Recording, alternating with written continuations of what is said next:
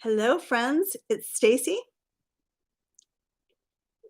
and I was emboldened by our current leadership and powered by your support to declare my destiny statement. I decided I either need to go big or go home.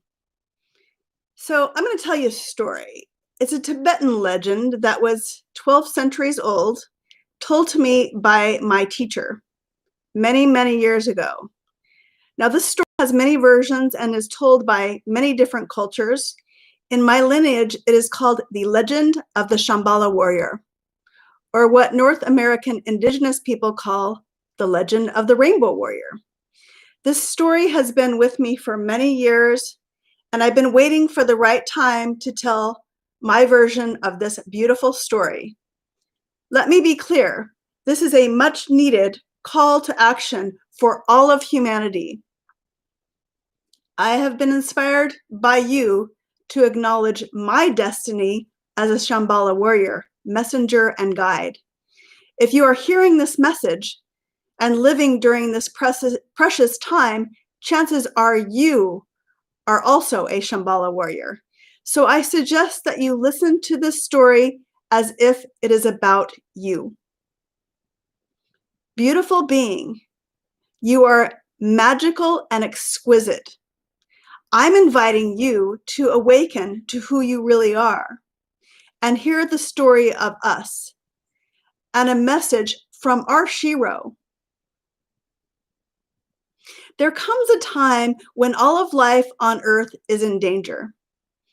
Great powers have arisen, barbarian powers. These powers have weapons of mass destruction based on greed, ignorance, ego, and bigotry.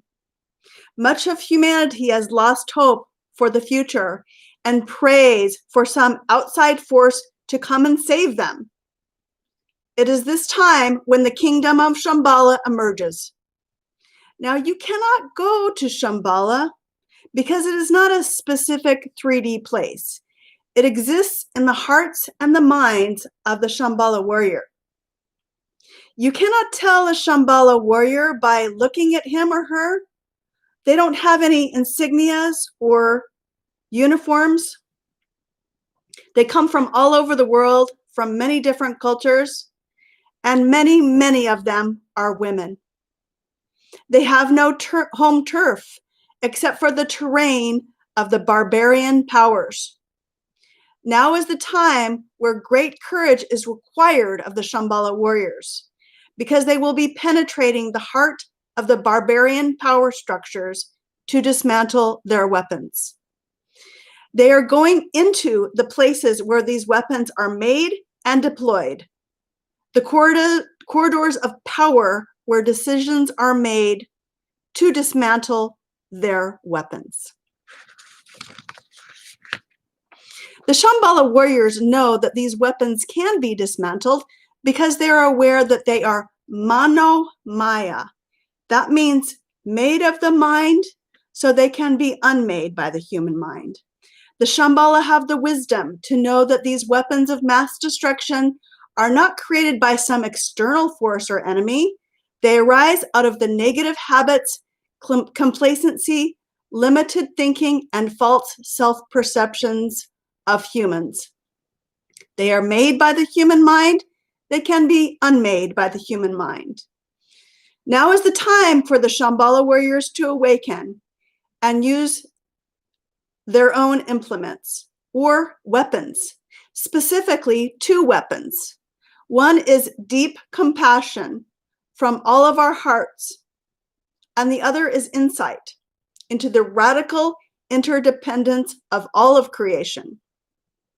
We need the compassion for us not to be afraid of the suffering of our world, as well as the will or fire to take effective action to alleviate the suffering.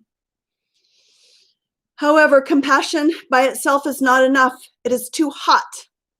It can burn us out. We must also have insight or consciousness. We must utilize science and our knowledge of the interconnectedness of the web of life. We must utilize science and our knowledge. When we have cultivated this understanding, we know that this is not about the good guys or the bad guys, but a much needed shift in human consciousness that is happening now for all of humanity. The Shambhala have a deep awareness that even the smallest act of loving kindness can have repercussions into all of the universe beyond anything we could ever imagine. How does this story end, you might ask? Well, that depends upon you. Now is the time for the Shambhala to awaken with compassion and wisdom. In other words, it's time for us to embody our inner RBG.